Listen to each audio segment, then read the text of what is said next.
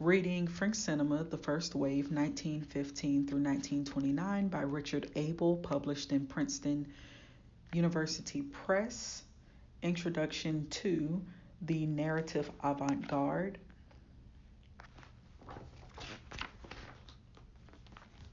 The, quote, first avant-garde, end quote, or the, quote, impressionist cinema, end quote, these are the labels that have long been attached to the French narrative avant-garde films of the 1920s. Yet, unless one is interested in a rather limited number of filmmakers and films, neither term seems appropriate to cover the extent and diversity of the narrative avant-garde film practice, nor is either all that useful in understanding the significance of that practice. As P. Adam Stintney has suggested, these labels represent an, quote, insidious distinction that has helped to perpetuate a distorted picture of this period, end quote. Let me try to explain why. The first avant-garde is a term that began to emerge as early as the 1930s when Germain Dulac wrote probably the earliest historical sketch of avant-garde French filmmaking.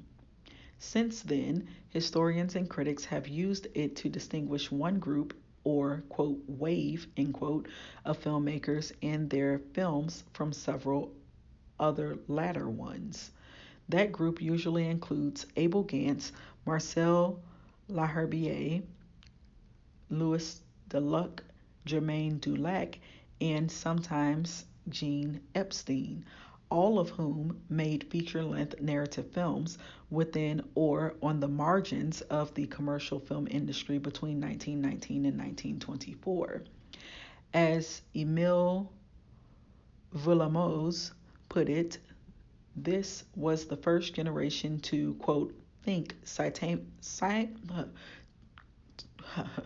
this was the first generation to, quote, think spontaneously in animated images, end quote. They are to be distinguished from a second avant-garde of pure cinema advocates and Dada/Surrealist films, as well as from a third avant-garde of documentaries. All of these supposedly are shorter, non-narrative films produced outside the industry from 1924 to 1929. When history gets this neat, you suspect something may be wrong with the terms and categories. When Jean Epstein called for, quote, a new avant-garde, end quote, late in 1924, neither he nor his colleagues meant that they were giving up on a narrative cinema. Independent production companies within the dominant industry may have shrunk in number, but avant-garde narrative films did not vanish when the short non-narrative films first appeared in 1923 through 1924. In fact, one can argue they continued to flourish in the form of both short and feature-length works until the end of the decade. Moreover, they were made not only by members of the so-called first avant-garde, but by others as well, e.g. Dmitry Kirsanov, Alberto Cavalcanti, Jean Renoir, Jean Gramillion, and Carl Dreyer. As a critical term, therefore, the first avant-garde may be limited, but at least it is relatively neutral. That is hardly the case with its more prominent synonym in, or it's that is hardly the case with its more prominent synonym, the Impressionist cinema. Quote, Impressionism, end quote, and, quote, Impressionist, end quote, are terms that some of the filmmakers themselves used to describe certain kinds of films during the 1920s. But look at the way they used them, the way their meaning shifted. As I have already indicated, these terms first came into the parlance near the end of the war to describe the early French realist films set in the provinces, particularly the way they represented or evoked a landscape of milieu atmosphere through a series of visual, quote, impressions, end quote, through its emphasis on the contemporary, the pictorial, and the natural harmony of characters and landscapes, wrote Louis Deluc. Quote, the impressionism of the cinema parallels in its blossoming that astonishing period of painting, French Impressionism, end quote. For this part, Marcel Laherbier made a somewhat different association between the, quote, musicality of the image as rhythmic discourse, end quote, and musical impressionism. By 1925 through 1926, however, the terms were being used to define a particular kind of film and a specific stage in the development of French film art. According to Germain Dulac, the Impressionist era commenced about 1920 and was characterized by the, quote, psychological film, end quote, which placed a, quote, character in a particular situation in order to penetrate into the secret domain of his inner life, end quote.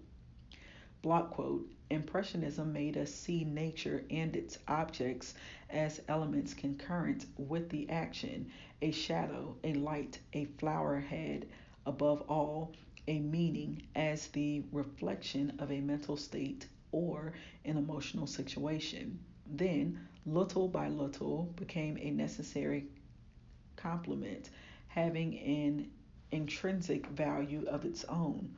We experimented with making things, moved through the science of optics, tried to transform figures according to the logic of a state of mind.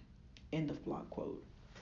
From then on, even though Dulac is speaking about her own films perhaps more than those of her colleagues, Impressionism became linked indissolubly with the concept of a subjective cinema through Henry Langlois and Georges Seurat. Principally, the term has come into conventional historical parlance. The way we understand and judge this so-called French Impressionism, however, also seems to depend on a broader context, on a specific moment or shift in the history of art, especially French art. Briefly, that moment is marked by the divergent transformations of the aesthetic imperative of 19th century realism to be truthful to one's individual perception of the physical or social world.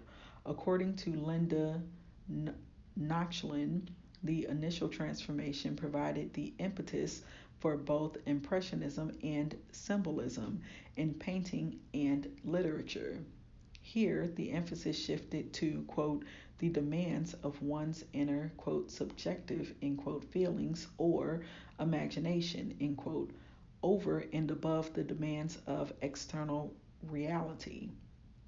The latent subjectivity implied in the realist concept of nature as viewed through a temperament or personality became overt, privileging the unique perception or transcendent imagination of the individual.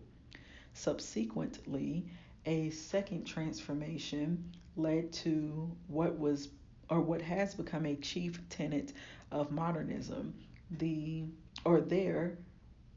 emphasis fell on, quote, the reality of the pictorial means at the expense of the reality of the external world depicted by these means, end quote. The nature or specificity of the material, e.g., in painting, the flat surface, and the substance and technique of application became the proper subject of art. while Impressionism and Symbolism seem to maintain a position within the context of a system of representation and narration. Modernism seemed to adopt a more advanced position that advocated a system of pure presentation and formal construction, which was both anti-illusionist and anti-narrative.